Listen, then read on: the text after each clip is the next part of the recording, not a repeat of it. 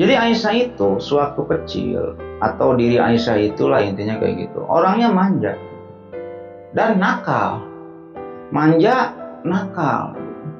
Oleh karena itulah tidak jarang ketika itu Aisyah ini suka dimarahi oleh umuruman ibunya, bahkan Abu Bakar ayahnya sewaktu kecil ini, karena nakal intinya kayak gitu.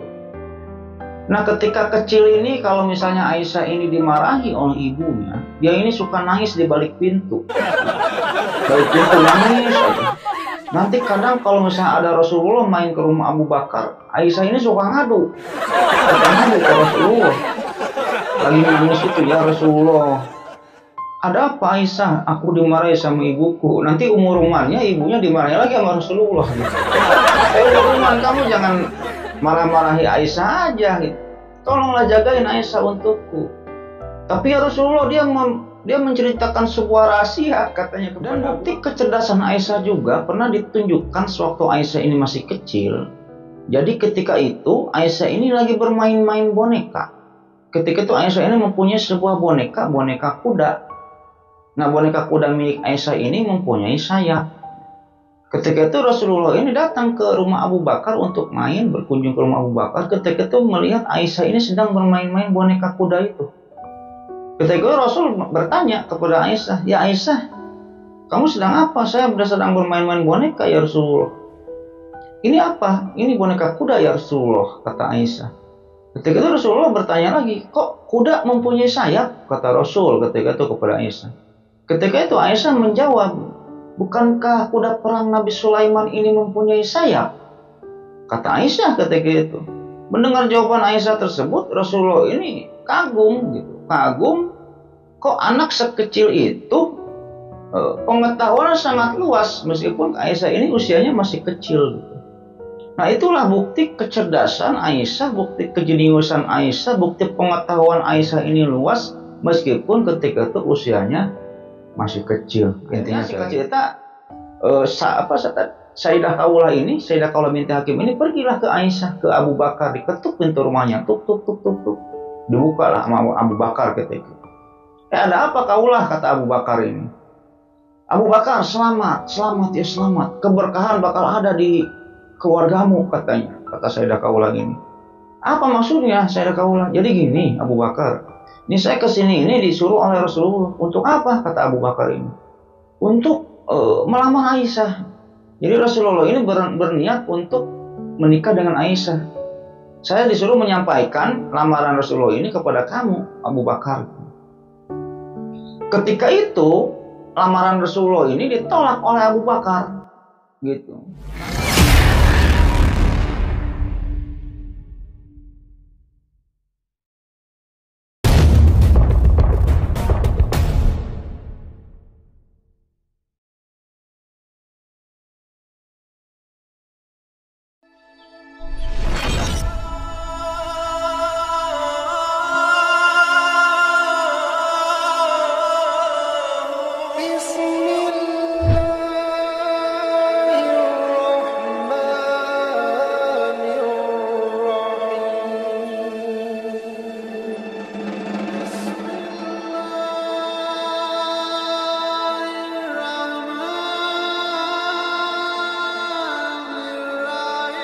Assalamualaikum warahmatullahi wabarakatuh. Bismillahirrahmanirrahim. Alhamdulillahirabbil alamin wa binasta'in wa ala umuri dunya waddin. Wassalatu wassalamu ala asrofil anbiya'i wal mursalin wa ala alihi washabihi ajmain. Oke, developers, kembali lagi bersama saya Lucky Developer. Jadi pada video kali ini kembali saya akan menceritakan atau mengisi playlist di YouTube saya, yaitu playlist cerita Islami gitu ya. Yang dimana di playlist cerita Islami kemarin saya udah membahas tentang Khadijah, istri Rasulullah, yaitu Khadijah. Ya bagaimana perjuangan Khadijah saat membela Islam, saat mensyiarkan Islam, membantu Rasulullah berdakwah. Nanti tonton saja, buka channel YouTube saya.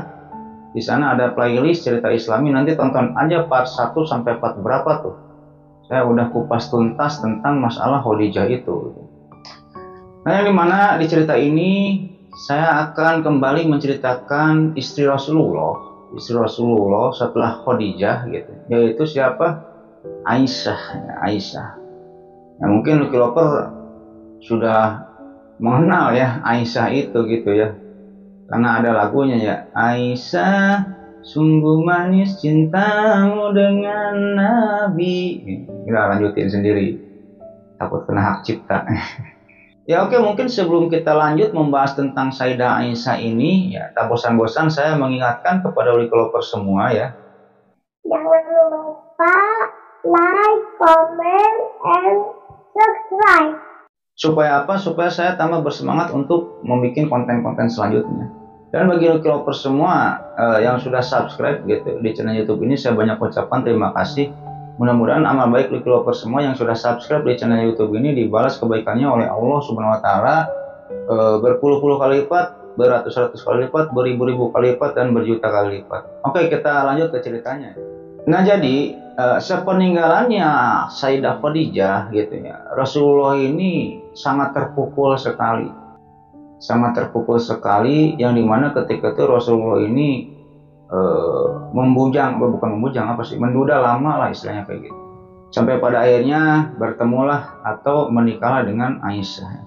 Ya mungkin sebelum membahas lebih jauh tentang pernikahan Rasulullah dengan Aisyah, sekarang kita akan bahas dulu gelar-gelarnya Aisyah ini apa aja gitu. Karena apa? Tidak semua orang ini ketika itu di Jazirah Arab ini, di Arab ini mendapatkan gelar gitu. Susah untuk mendapatkan suatu gelar ini, harus menempuh suatu tes, suatu istilahnya fit and proper test dulu lah. Fit and proper test dulu. Jadi cocokkah orang ini diberikan gelar ini? Intinya kayak gitu. Ada beberapa gelar yang disematkan kepada Sayyidah Aisyah ini. Yang pertama As-Siddiqiyah gitu. Yang kedua Ummul Mukminin. Ya, mungkin Aisyah ini adalah penyandang gelar Ummul Mukminin yang ketiga gitu ya, setelah Khadijah dan Saudah. Karena Aisyah ini adalah istri Rasulullah yang ketiga, intinya kayak gitu. Kita loncat aja dulu lah ya, nanti Saudah nanti akan kita bahas. Gelar yang ketiga yang disematkan kepada Aisyah adalah Ummu Abdillah, gitu. Ummu Abdillah. Dan gelar yang keempat Al-Humairah, Al-Humairah. Karena Aisyah ini cantik, putih cantik, makanya dijuluki Al-Humairah. Dan gelar yang selanjutnya yaitu Putri As-Siddiq. Biasanya Putri As-Siddiq ini adalah panggilan Nabi kepada Aisyah. Intinya kayak gitu. Aisyah ini dari pernikahannya dengan Rasulullah nanti gitu ya, Aisyah ini tidak mempunyai anak dari Nabi gitu ya. Makanya hal tersebutlah yang istilahnya yang menjadi suatu kekecewaan dari Aisyah itu sendiri nantinya. Intinya gitu. Sebelum lanjut untuk membahas Aisyah itu, kita akan membahas dulu tentang keluarganya Aisyah lah ya, keluarganya Aisyah, yang dimana Aisyah ini mempunyai ayah namanya Abdullah, atau biasa dipanggil dengan sebutan Abu Bakar gitu, yang bergelar As-Siddiq. Jadi Abdullah ini biasa dipanggil dengan Abu Bakar As-Siddiq gitu. Ibunya bernama Ummu Ruman. Ummu Ruman. Aisyah ini berasal dari wanita Quraisy. Ayahnya ini dari suku Taimah dan ibunya dari suku Kinanah. Intinya kayak gitu. Jadi kalau melihat dari nasab ayahnya, jadi Aisyah ini binti Abu Bakar ya, bin Abu Quhafah Utsman bin Amir bin Umar bin Ka'ab bin Sa'ad bin Taim bin Murrah bin Ka'ab bin Luwai bin Fir ya, bin Malin. Kalau dilihat dari nasab ibunya, Aisyah ini siapa tadi ibunya itu? Ummu Ruman ya, Aisyah binti Ummu Ruman ya, binti Amir bin Umaymir ya, bin Abu Syam bin Itab bin Ujainah bin Subay bin Wahban bin Harits bin Gun ya, bin Malin bin Kinanah. Nyambungnya ke Kinanah lagi. Jadi Ummu Ruman ini gitu, ibunya Aisyah ini dulunya sebelum menikah dengan Abu Bakar ini adalah seorang janda. Janda dari siapa? Janda dari Abdullah bin Al-Harits Al-Ajdi. Jadi suaminya yang pertama ini Abdullah bin Al-Harits Al-Ajdi sebelum menikah dengan Abu Bakar. Ketika suaminya ini meninggal, barulah Ummu Ruman ini menikah dengan Abu Bakar. Gitu, kayak gitu. Dan dari pernikahannya itu dari pernikahan Ummu Ruman dan Abu Bakar ini dikaruniai anak Abdurrahman dan Aisyah gitu. Nah, jadi Lucky Lovers, Sayyidah Aisyah ini lahir pada bulan Syawal, tahun ke-9 sebelum hijrah. Jadi tepatnya mah bulan Juli tahun 614 Masehi. Akhir tahun ke-5 kenabian. Jadi kalau pas mau ngitung mah 1 Hijriah ini sama dengan 622 Masehi. 1 Hijriah ini ya, hitung aja sendiri gitu. Oke, sekarang kita akan membahas tentang sifat dan kepribadiannya Aisyah. Intinya kayak gitu ya. Jadi Aisyah itu sewaktu kecil, atau diri Aisyah itulah intinya kayak gitu, orangnya manja. Orangnya ini orang yang manja kalau di keluarganya ini gitu. Dan nakal. Manja, nakal. Tapi Aisyah ini orangnya ini pintar. Jadi Aisyah ini mempunyai kelebihan dari daya ingat. Itu kayak gitu. Kita kembali lagi ke nakal dan manja tadi. Oleh karena itulah tidak jarang ketika itu Aisyah ini suka dimarahi oleh Ruman ibunya, bahkan Abu Bakar ayahnya sewaktu kecil ini karena nakal intinya kayak gitu. Nah ketika kecil ini kalau misalnya Aisyah ini dimarahi oleh ibunya, dia ini suka nangis di balik pintu. Balik pintu nangis aja. Nanti kadang kalau misalnya ada Rasulullah main ke rumah Abu Bakar, Aisyah ini suka ngadu. Suka ngadu ke Rasulullah. Lagi nangis itu, ya Rasulullah, ada apa Aisyah? Aku dimarahi sama ibuku. Nanti Rumannya ibunya dimarahi lagi sama Rasulullah. Ruman, kamu jangan marah-marahi Aisyah aja gitu. Tolonglah jagain Aisyah untukku. Tapi ya Rasulullah, dia menceritakan sebuah rahasia katanya kepada Abu Bakar. Udah biarin lah itu mah. Kalau Aisyah mah gak apa-apa kata Rasulullah kayak gitu. Jadi sewaktu masa kecilnya aja suka dibela oleh Rasulullah ini kalau Aisyah ini dimarahi oleh ibunya Ruman, bahkan Abu Bakar gitu. Makanya orang tuanya gitu ya. Kalau ada Rasulullah main ke rumah Abu Bakar dan Ruman ini gak berani marahin Aisyah gitu. Karena suka dimarahin lagi sama Rasulullah.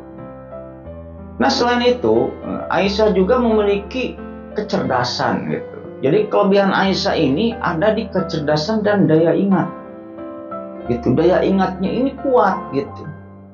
Pernah suatu ketika turunlah surat Al-Qamar surat ke-54 ayat 46 gitu.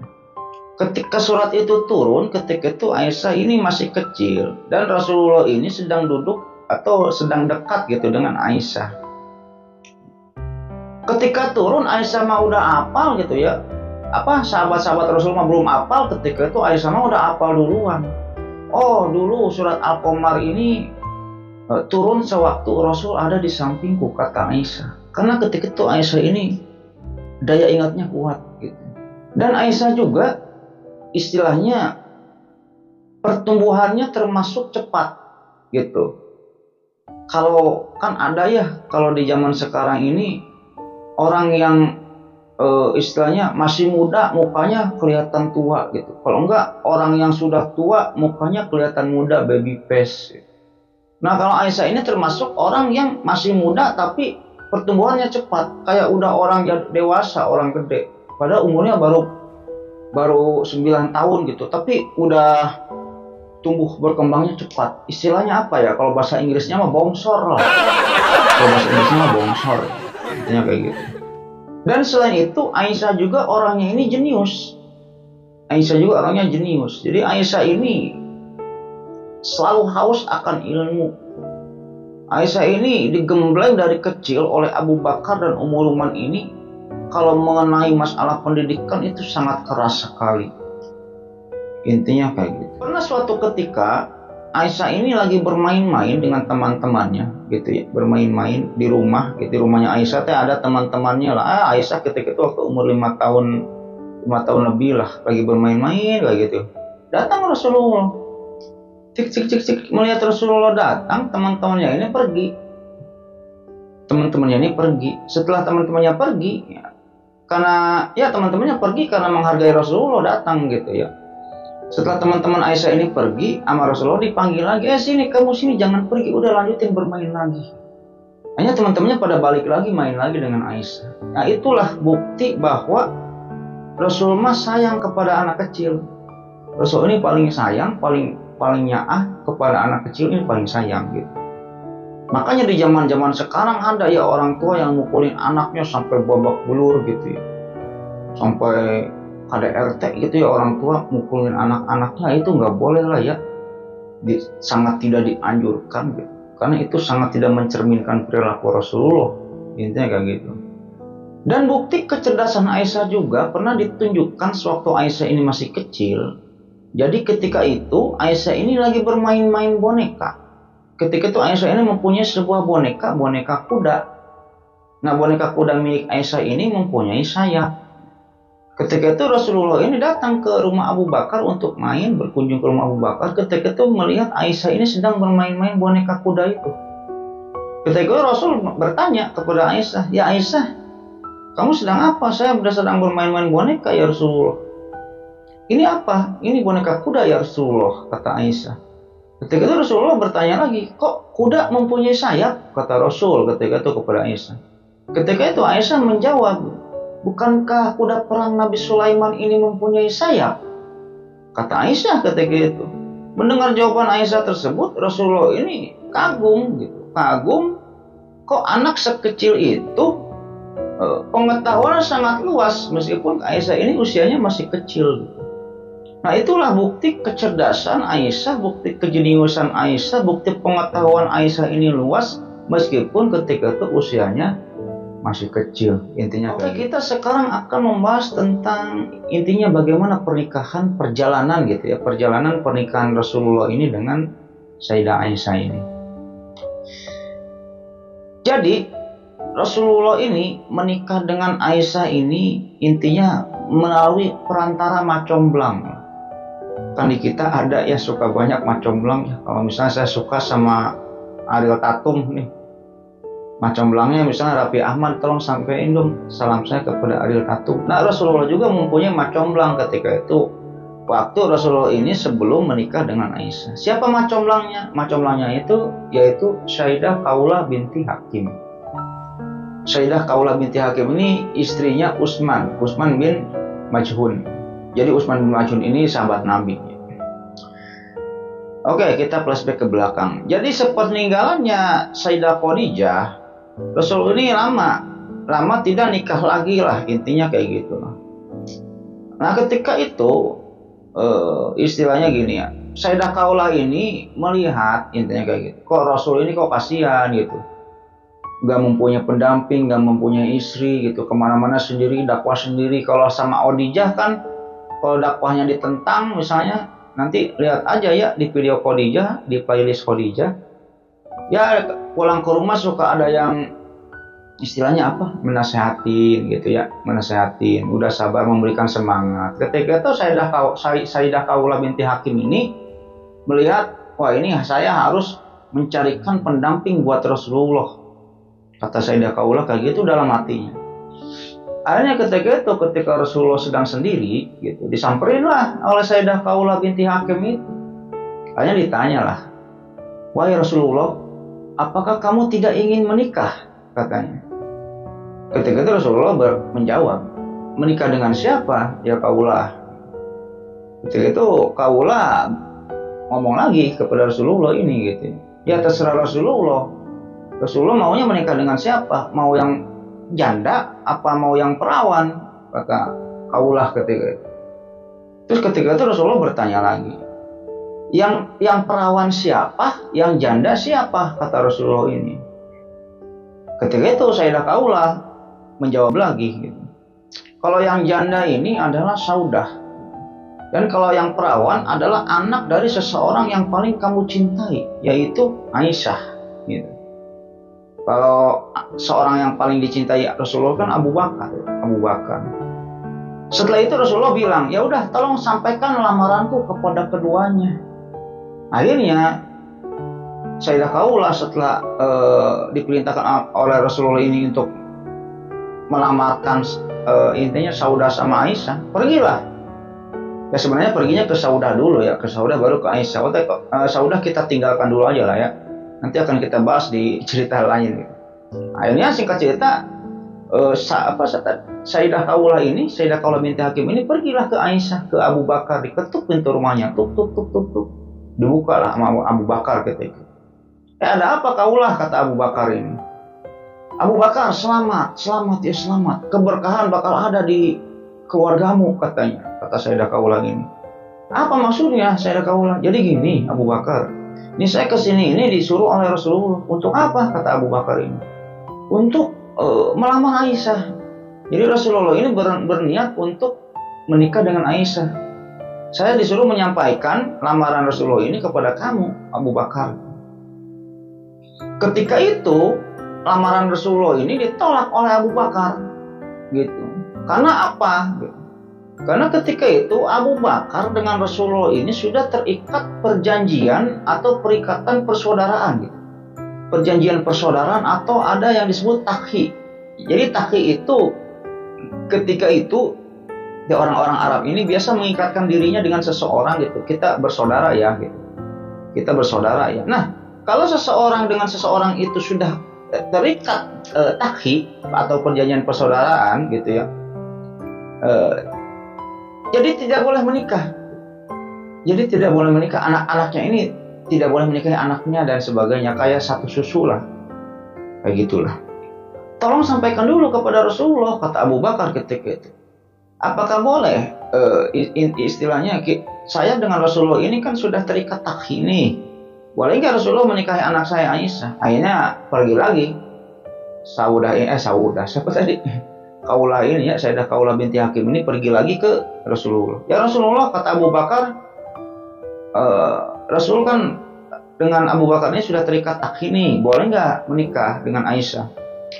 Kata Rasul ketika itu menjawab, oh boleh-boleh aja, karena saya dengan Abu Bakar ini adalah saudara seagama, bukan saudara sedarah.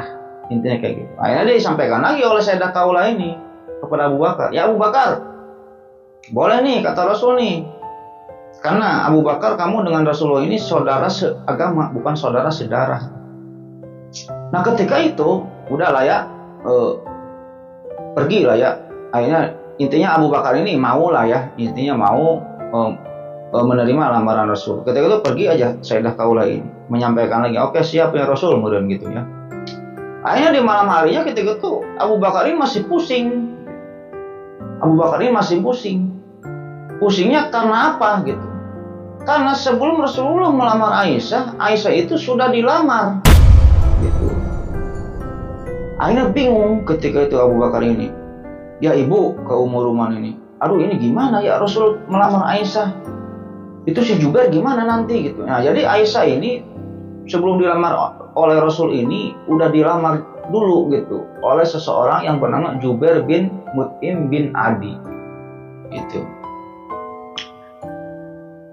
Gimana nih Bu? Apa kita putuskan aja ya lamaran Jubair ini dengan Aisyah gitu? Ya udah besok kita datang ke rumahnya Jubair lah, kita putuskan lamarannya, kata Abu Bakar. Karena apa? Ketika itu keluarganya Jubair termasuk Jubair bin Mut'im bin Adi ini belum memeluk Islam.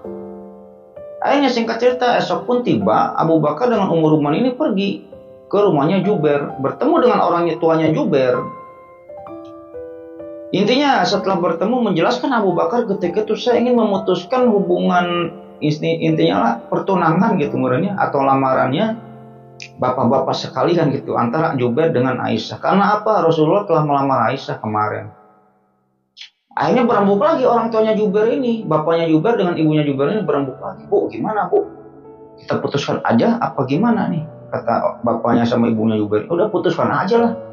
Lagian kan kita Jubair dengan Aisyah, kita dengan si Abu Bakar ini kan berbeda agama. Nanti mungkin kalau misalnya pernikahan ini terjadi, mau kamu meninggalkan agama nenek moyang kita? Ya nggak mau lah. Ya udah kita putuskan aja. Akhirnya singkat cerita diputuskan lah ya hubungan pertunangan atau lamaran Jubair ini dengan Aisyah. Nah Lucky Lovers, sekarang kita akan menceritakan tentang pernikahannya Aisyah dengan Rasulullah. Intinya kayak gitu ya. Nah jadi Sayyidah Aisyah ini menikah dengan Rasulullah ini pada usia 6 tahun. Pada usia 6 tahun ya.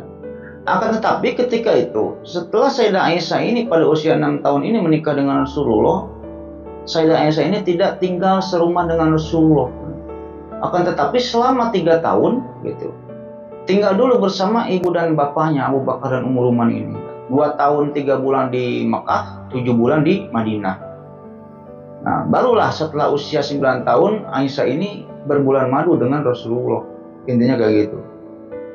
Ketika itu pernikahan Aisyah dengan Rasulullah ini terbilang cukup sederhana, gitu. Terbilang cukup sederhana, yang dimana mas kawin yang diberikan oleh Rasulullah ini kepada Aisyah ini di riwayat-riwayat khususnya Ibnu Sa'ad, yaitu 500 dirham atau 12 ukiah emas ya, atau nasi.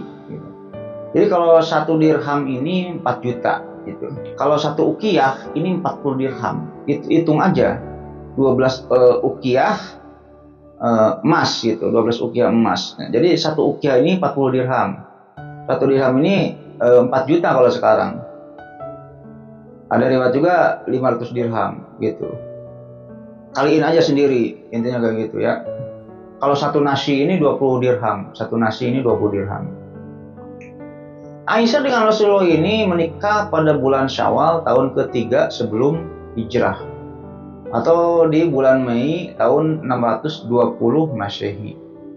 Gitu. Akan tapi tadi saya sudah jelaskan ketika Aisyah ini sudah menikah dengan Rasulullah, Aisyah ini tidak tinggal serumah dengan Rasulullah, akan tetapi tinggal dulu dengan ibu bapaknya Abu Bakar dan Ummu Ruman, dan setelah itu 2 tahun 3 bulan di Mekah gitu ya, 7 bulan di Madinah. Setelah itu Aisyah tinggal serumah dengan Rasulullah pada usia 9 tahun dan berbulan madu dengan Rasulullah pada usia 9 tahun, tepatnya pada bulan Syawal pada bulan Syawal.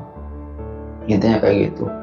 Pernikahan Aisyah dengan Rasulullah ini terbilang cukup sederhana. Ketika itu Aisyah ini lagi bermain-main gitu dengan teman-temannya, dipanggil oleh ibunya, Aisyah sini, hanya didandani. Aisyah pun dipakein hijab. Setelah itu dinikahkanlah dengan Rasulullah Shallallahu Alaihi Wasallam. Setelah Aisyah ini menikah dengan Rasulullah Shallallahu Alaihi Wasallam gitu, Aisyah pernah mengatakan bahwa saya ketika itu lupa atau nggak sadar, atau istilahnya lupa bahwa saya ini sudah menikah dengan Rasul. Gitu. Ketika Aisyah ini sudah menikah dengan Rasul, ya Aisyah seperti biasa main-main lagi gitu ya. Kan nggak tinggal serumah selama 3 tahun itu ya. Jadi Aisyah main lagi dengan teman-temannya, biasa anak-anak kan ya, anak-anak kecil gitu. Karena kalau main-main kayak gitu sama Ummu Ruman suka dilarang gitu. Aisyah, kamu jangan main-main terus gitu. Kamu ini sekarang sudah menjadi istri Rasulullah gitu. Intinya, oh iya ya, saya lupa, kata Aisyah gitu. Sempatlah Aisyah itu kayak gitu. Penuturan Aisyah. Nah, Lokilopers, ketika pernikahan Rasulullah dengan Aisyah ini terjadi, intinya kayak gitu ya. Banyak tradisi-tradisi orang-orang Arab yang dihapus oleh Rasulullah.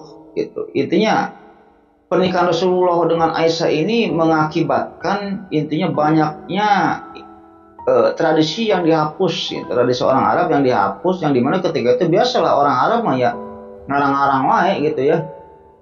Ketika itu orang-orang kafir Quraisy ini suka ngarang-ngarang intinya peraturan-peraturan sendiri gitu yang tidak ditetapkan Allah, intinya kayak gitu. Nantilah tontonlah sejarah Islam, ada cerita sejarah Islam gitu ya, banyak lah ya karangan-karangan orang Arab gitu ya, yang saibah gitu, yang hami, saibah, ham gitu, yang kalau ada punya kambing ininya harus dipotong gitu. Wah, pokoknya sok ngaco lah ya ketika itu sebelum Rasulullah ini datang gitu. Nah, apa aja gitu ya tradisi Arab yang dihapus oleh Rasulullah ketika Rasulullah ini menikah dengan Aisyah. Yang pertama, ketika itu orang Arab ini sangat mengharamkan sekali untuk melakukan pernikahan di bulan Syawal. Gitu. Gak pernah ada ketika itu orang Arab yang menikah pada bulan Syawal, karena menurut mereka haram, cina kayak gitu. Nah, ketika itu Rasulullah memberikan contoh nih, gua nih nikah sama Aisyah di bulan Syawal, nggak haram. Akhirnya setelah itu banyak ya yang menikah pada bulan Syawal. Intinya kayak gitu. Diberikan contoh lah oleh Rasul ketika itu. Yang kedua, orang Arab ketika itu mengharamkan pernikahan bagi seseorang yang sudah terikat takhi atau perjanjian persaudaraan tadi. Jarang orang Arab yang sudah terikat takhi atau perjanjian persaudaraan ini menikah gitu, baik anaknya maupun orang tuanya. Sama Rasul dihapuskan lagi hal tersebut nih. Ini boleh, intinya kayak gitu. Yang ketiga, pernikahan itu ketika itu wajib meriah. Orang Arab ini menikah wajib meriah gitu. Maka dari itu ketika itu pria-pria Arab gitu, waktu zaman Rasulullah ini sangat enggan untuk menikah itu karena apa? Gitu. Karena mas kawinnya mahal. Mas kawin orang-orang Arab itu sebelum Rasul datang gitu ya. Mas kawinnya ini mahal dan harus meriah, diacarakan itu meriah, diundang para suku. Pakai lagu-laguan, nanti ngedatangin artis-artis, nanti joget-joget kayak Hindun gitu ya. Kayak siapa lagi, Abu Sufyan ketika suka kayak gitu. Intinya kayak gitu. Nah ketika itu Rasulullah mencontohkan pernikahan gak usah meriah-meriah, yang penting sederhana, yang penting syarat-syaratnya terpenuhi. Itulah yang dihapuskan oleh Rasulullah gitu ya. Yang keempat, ketika itu orang-orang Arab ini mewajibkan gitu, kalau misalnya malam pertama ini harus menggauli di atas unta gitu. Kan ada unta yang di atasnya itu ada rumahnya itu ya. Ada unta, di atasnya ada rumahnya. Nah malam pertamanya itu harus di sana gitu. Sama Rasulullah dihapuskan lagi, gak usah, ini gak apa-apaan gitu kan. Udah di rumah aja malam pertama. Intinya kayak gitu lah. Banyak kebiasaan-kebiasaan orang-orang Arab yang dihapuskan oleh Rasulullah pada saat Rasulullah ini menikah dengan Sayyidah Aisyah. Yang terutama tentang takhir dan pernikahan di bulan Syawal. Ya ketika itu banyak yang kecewa, orang-orang laki-laki dari golongan Arab ini jarang yang berani melamar wanita orang Arab gitu. Karena apa? Mas kawinnya mahal. Wanita orang Arab itu mas kawinnya mahal dan harus meriah diacarakan. Makanya dari itu Rasulullah kan memberikan contoh. Selain pernikahan Rasulullah dengan Aisyah, ketika itu Rasulullah juga memberikan contoh ketika menikahkan anaknya siapa? Fatimah dengan Ali bin Abi Thalib gitu. Kan sejarahnya kayak gini, ketika itu Ali bin Abi Thalib ini kan Fatimah ini rebutan. Sejarahnya ini Fatimah ini rebutan, banyak mau yang ngelamar lah. Ali pengen ke Fatimah gitu. Ali ini pengen ke Fatimah. Tapi ketika itu kendalanya, yang pertama saingannya banyak gitu ya. Yang kedua Ali nggak punya duit. Untuk melamar Fatimah ini, mas kawinnya gua apa gitu. Duit aja nggak punya gitu di dalam hati. Jadi ciut lah Ali ketika itu. Akhirnya dikompor-komporin lah oleh para teman-temannya. Ayo li, udah lamar aja ke ayahnya. Nah, akhirnya dengan berat hati gitu ya, datanglah Ali ini ke Rasulullah. Ketika Ali ini duduk di pinggir Rasulullah datang. Ali, mau apa kamu kesini? Kata Rasulullah. Itu Ali ketika itu gak bisa ngomong gitu. Sepanjang jalannya ya udah ngapalin ya. Nanti ya Rasulullah, saya mau melamar Fatimah, bla bla bla bla gitu. Tapi pas udah prakteknya gitu, pas di depan Rasulullah, Ali mau apa kamu kesini? Gituan gitu, gak bisa ngomong gitu. Ya ketika itu malaikat Jibril ngaharewasan Rasulullah itu Ali itu mau melamar anak kamu Fatimah katanya. Nah karena Rasulullah ini Nabi Rasul gitu ya, udah tahu lah, gak usah ngomong juga. Akhirnya Rasul tahu, oh kamu mau melamar anak saya Fatimah ya. Nah ketika Rasulullah ngomong kayak gitu, baru Ali berani gitu ngomong, iya Rasulullah katanya, saya mau melamar Fatimah katanya. Kasarnya kayak gini lah, kamu punya uang berapa untuk mas kawinnya Ali katanya, ditanya oleh Rasulullah itu. Kasarnya mah ditagih mas kawin sama Rasulullah. Nah itu masalahnya Rasulullah, saya tuh gak punya uang sama sekali katanya. Gak boleh kayak gitu, harus ada uang buat mas kawin, itu wajib. Tapi Rasulullah, saya gak punya uang sama sekali kata Ali ketika itu. Akhirnya Rasulullah ketika itu, kamu ketika itu pernah saya kasih baju kan, baju perang katanya kan Rasulullah itu ketika itu ngasih baju perang ke Ali. Setelah itu sama Rasul diingetin, kamu ketika itu pernah saya kasih baju perang kan Ali, kata Rasul itu. Ya Rasulullah, saya pernah. Masih ada nggak baju perangnya katanya? Ya masih ada Rasulullah. Ya udah, itu baju perang itu jual katanya. Nanti hasil dari penjualan baju perang itu jadiin nama kamu mas kawin buat anak saya. Itulah gitu ya, mas. Rasulullah ini mencontohkan gitu. Jadi pernikahan ini gak usah mahal-mahal gitu ya. Kan sekarang mah pengennya kalau misalnya kita ngelamar cewek itu ya, apalagi yang ceweknya high class ya, wah gue pengen di hotel, gue pengen anu, gak mikir gitu ya. Si prianya ini punya duit apa enggak? Contohlah Rasulullah. Kita nanti kalau bagi orang tua nih, kalau ada yang ngelamar anaknya gitu, ya gak usah inilah ya. Ya kalau mampu sih gak apa-apa. Kalau gak mampu ya contohlah Rasulullah. Ketika menikahkan Fatimah ini dengan Ali gitu. Ya mas kawinnya ya dari Rasul juga. Kalau kasarnya makan kayak gitu ya. Rasul ngasih baju perang, ya udah dijual sama Ali baju perangnya. Itulah seharga baju perang gitu mas kawinnya. Nah Lucky Lopez, mungkin cerita untuk Sayyidah Aisyah ini untuk part 1 gitu. Saya cukupkan sekian dulu gitu. Yang dimana gitu ya. Saat ini saya akan membahas tentang gitu. Kenapa sih Rasulullah ini melakukan pernikahan dini dengan Aisyah? Yang dimana ketika itu Aisyah ini berumur 6 tahun dan berbulan madunya berumur 9 tahun.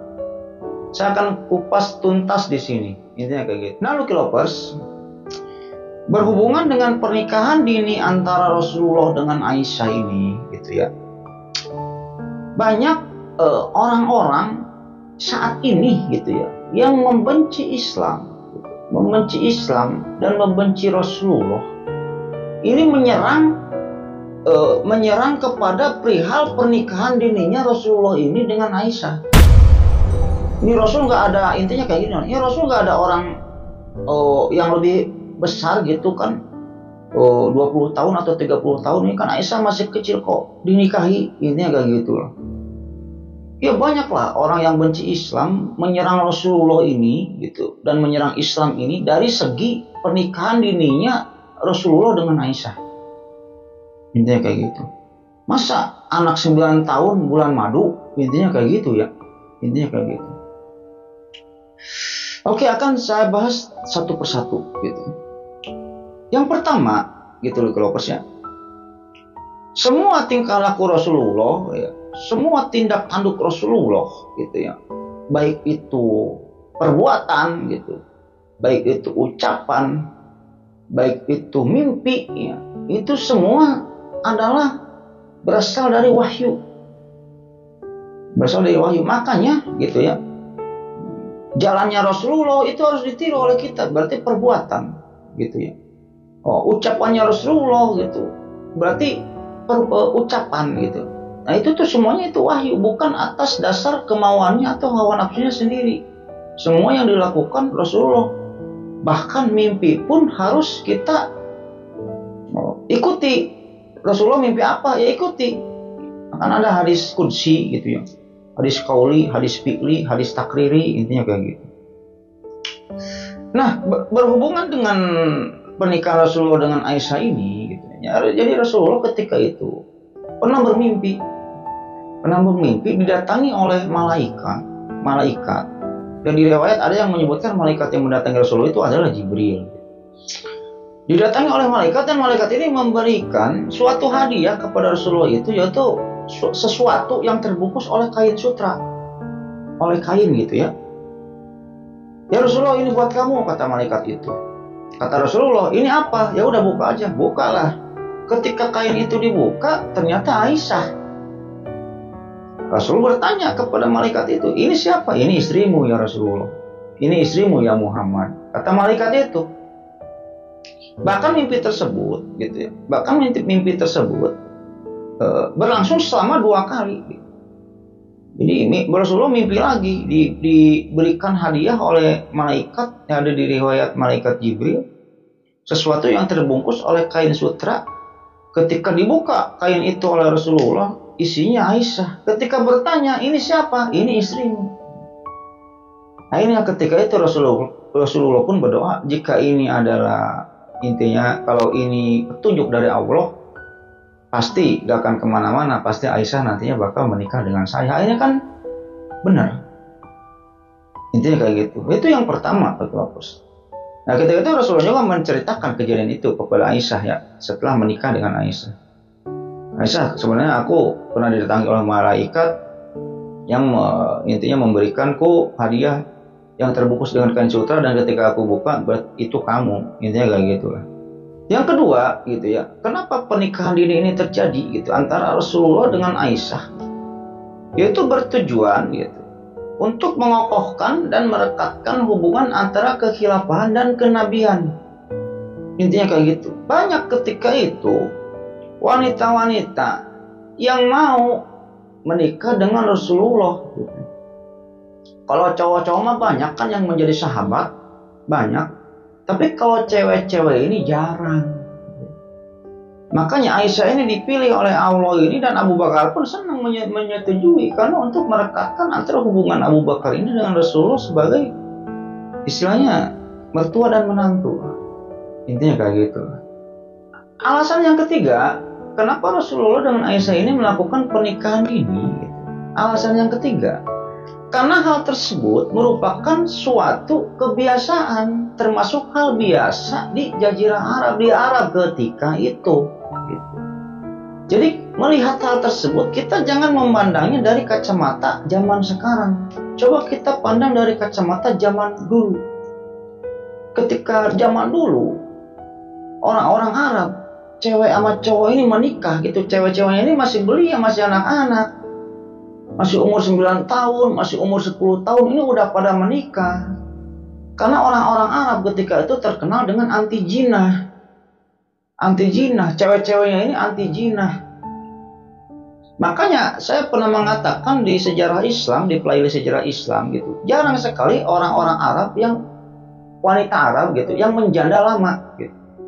Kalau misalnya menjanda lama, kalau misalnya intinya ada wanita laki-lakinya ini meninggal, syahid misalnya, buru-buru si orang tuanya mencarikan suami pengganti untuk anaknya itu. Jarang orang-orang Arab ketika itu yang menjanda lama. Dan kebiasaan ketika itu menikah ini pada usia dini di Arab. Gitu, pada usia 9 tahun, 10 tahun, 11 tahun gitu. Udah pada menikah. Gitu. Itu kacamata zaman dulu. Jadi kenapa hal tersebut gitu Rasulullah intinya kayak gini. Aisyah ini berbulan madu pada usia 9 tahun dengan Rasulullah. Kenapa hal tersebut merupakan hal yang tabu bagi orang-orang yang membenci Islam gitu. Banyak orang ini yang menyerang dari segi pernikahan dininya gitu. Karena mau menyerang Al-Quran ini sangat sempurna, tidak ada celah untuk diserang gitu. Melihat tingkah laku Rasulullah, ucapannya, bla bla bla, hadisnya, tidak ada sesuatu yang ya kesalahan sedikit mau dikorek-korek, gak ada. Ya udah diserang aja nih sama orang-orang yang benci Islam ini dari pernikahan dini gitu. Kenapa tabu? Karena mereka semua ini, kita khususnya kalau menganggap hal tersebut tabu, kita memandangnya dari kacamata zaman sekarang. Karena apa? Zaman sekarang ini jarang, bahkan tidak ada orang yang udah 10 tahun menikah, 9 tahun menikah, 9 tahun melakukan hubungan suami istri atau berbulan madu. Karena zaman sekarang diwajibkan oleh pemerintah untuk melakukan sekolah sampai SMA. Itu apa istilahnya? Sampai SMA ya. Ya kalau zaman Rasul ketika itu ya boro-boro ada sekolah gitu. Boro-boro bisa sekolah. Jarang yang baca tulis gitu. Bahkan istri-istri Nabi aja termasuk Aisyah nggak bisa membaca. Kalau Aisyah bisa membaca tapi nggak bisa menulis. Jarang, intinya jarang istri-istri Nabi yang bisa baca tulis, yang mengenal baca tulis. Istri-istri Nabi yang sudah mengenal baca tulis ketika itu cuma Hafsah dan lupa saya siapa gitu. Lupa lah. Ada 2 orang istri Nabi yang sudah mengenal baca tulis gitu. Maka dari itu kan Rasulullah ini pernah bersabda gitu ya, kamu lebih mengetahui urusan duniamu daripada aku. Jadi urusan dunia atau kebiasaan pernikahan ini biasa gitu ya. Ya biasa pada zaman itu mah.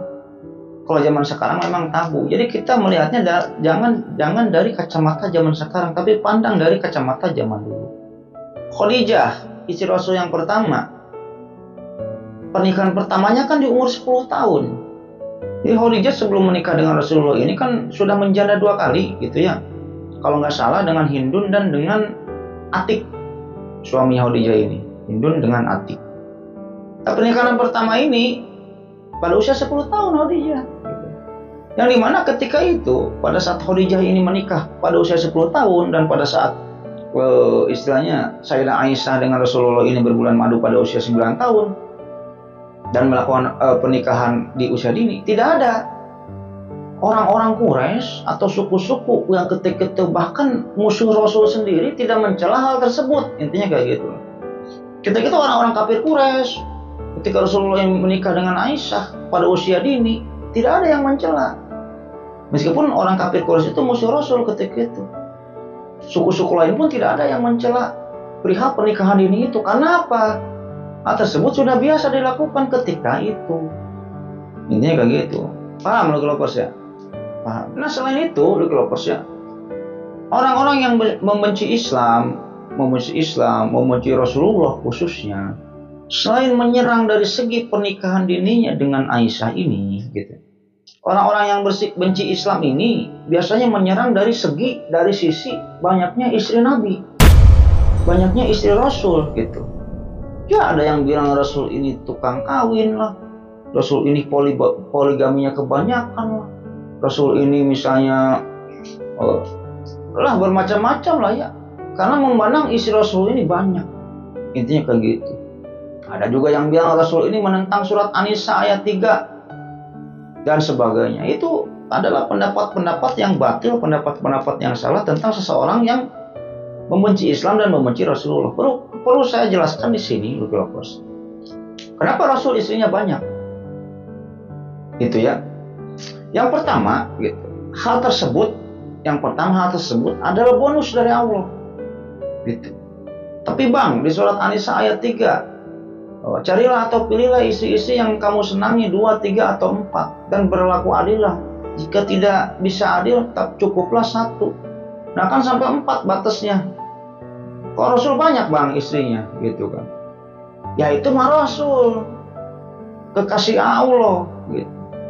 Harus bisa membedakan kita. Intinya harus ada pembeda lah, harus ada pembeda antara Nabi dan umatnya, gitu. Di Indonesia mobil kepresidenan cuma 1, gitu. Mobil kepresidenan cuma 1 yang bisa dipakai oleh presiden, gitu. Kalau semua rakyat mempunyai mobil kepresidenan, apa istimewanya presiden dong? Gitu. Kalau semua rakyat bisa memiliki mobil kepresidenan, gitu. Orang terkaya sekalipun di Indonesia tidak mempunyai mobil kepresidenan, gitu. Ada pas pampresnya, ada ininya. Itulah untuk membedakan ini presiden, ini rakyat. Nah itu juga Rasul juga sama. Udahlah, intinya umat-umatnya mah udah 4 aja. Saya nabinya, rasulnya boleh banyak. Dan hal tersebut juga bukan atas karang-karangannya Rasul, gitu. Itu juga dibolehkan oleh Allah, perintah Allah. Intinya kayak gitu.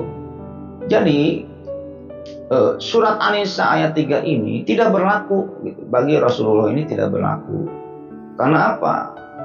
Rasulullah mendapatkan khusus lah, hal khusus dari Allah, udah boleh beristri lebih dari 4. Intinya kayak gitu, Lovers. Intinya kayak gitu. Paham ya? Bang, sekarang bagaimana nih? Banyak nih ya, saya dengar gitu.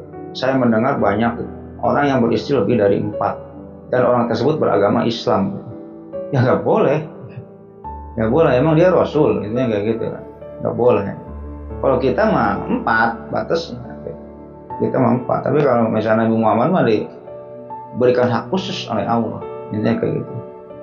Alasan yang kedua, kenapa Rasulullah istrinya banyak? Intinya kayak gitu. Jadi kan kalau nggak salah, istri Rasulullah ini ada berapa? 11 apa 13? Lupa saya. Jadi yang hidup sejaman dengan Rasul, yang mendampingi Rasul ini sampai meninggal, kalau nggak salah ada 9, kalau nggak salah ya. Atau ada berapa nih? Kalau salah, saya maaf nih ya. Mohon maaf. Kan yang pertama siapa? Khadijah. Nah, kalau Khadijah mah istrinya tunggal ya. Rasul ketika menikah dengan Khadijah ini tidak menikah lagi sampai Khadijah ini meninggal dunia. Dan semua anaknya Rasul yang dimilikinya dari Khadijah, kecuali satu, Ibrahim.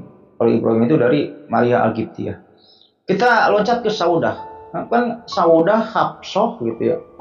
Ummu Salamah, Aisyah dulu ya. Saudah, Aisyah, Hafsah, Ummu Salamah, Juwairiyah, Zainab binti Jahsy, Ummu Habibah, Maimunah, Sophia. 9 ya. Jadi istri Rasulullah yang mendampingi Rasul sampai Rasul meninggal gitu. Nah kan jadi gini Lovers. Tadi saya udah jelaskan bahwa semua tingkah laku Rasul, semua perbuatan Rasul, semua mimpi Rasul adalah hal yang perlu kita contoh. Hal yang perlu kita contoh. Tidak terkecuali dari hal bagaimana Rasulullah ini membina rumah tangga dengan istri-istrinya. Intinya kayak gitu. Jadi kan kayak gini Lovers. Jadi kan di ke-9 istri Rasul ini yang tadi saya sebutkan tadi, itu masing-masing orangnya ini memiliki karakteristik yang berbeda-beda. Ada yang pencemburu, ada yang bodo amat lah. Rasulullah hari ini mau dengan siapa, mau jadwal siapa, bodo amat. Ada yang kayak gitu. Ada yang mintain duit mulu ke Rasul gitu. Ya Rasul dikasih sama Rasul duit sekian, kurang, dikasih lagi kurang. Ada yang kayak gitu. Ada yang kaya raya istrinya Rasul, ada yang biasa-biasa aja. Nah, hal itu jadi gini, ke-9 istri Rasul ini adalah cerminan karakteristik dari semua wanita yang ada di dunia. Jadi di sana, di sirah-sirah ini bisa kita ambil kesimpulan bahwa bagaimana cara Rasul menghadapi istrinya yang pencemburu. Bagaimana kita bisa memetik pelajaran terhadap Rasul ketika menghadapi istrinya yang pemarah. Bagaimana kalau Rasul ini, kalau istrinya ini susah diatur, bagaimana? Nah, hal ini bisa kita terapkan untuk apa? Untuk nanti kalau kita mau nyandung. Kalau kita mau mempunyai istri 4. Gitu. Paham gak lagi Lovers? Nanti kan istri kita kalau mempunyai istri 4, gak semua istri kita yang 4-4-nya itu penyabar. Gak semua istri kita yang 4-4-nya ini pandai masak gitu. Gak semua istri kita 4-4-nya ini pencemburu. Enggak kan, ada yang cemburuan, ada yang bodoh amat, ada yang pintar masak, ada yang gak pintar masak. Nah kita harus bisa melihat bagaimana cara Rasul menghadapi istri-istrinya yang banyak itu, dari karakter yang berbeda-beda. Intinya kayak gitu, paham Lovers ya? Nah kayak gitu. Itulah penjelasan saya tentang kenapa Rasulullah ini melakukan pernikahan dini dan kenapa Rasulullah ini beristri banyak. Sekarang sudah terbantahkan lah ya orang-orang yang membenci Islam ini gitu. Intinya kayak gitu. Karena mereka ini memandang hal tersebut dari kacamata zaman sekarang, bukan dari kacamata zaman dulu. Nah ketika itu juga kurang lebih 545 tahun setelah Rasulullah ini meninggal, ada raja kekaisaran Romawi menikahi Princess Agnes. Ketika itu Princess Agnes berumur 9 tahun. Gak ada tuh yang mencela. Intinya kayak gitu.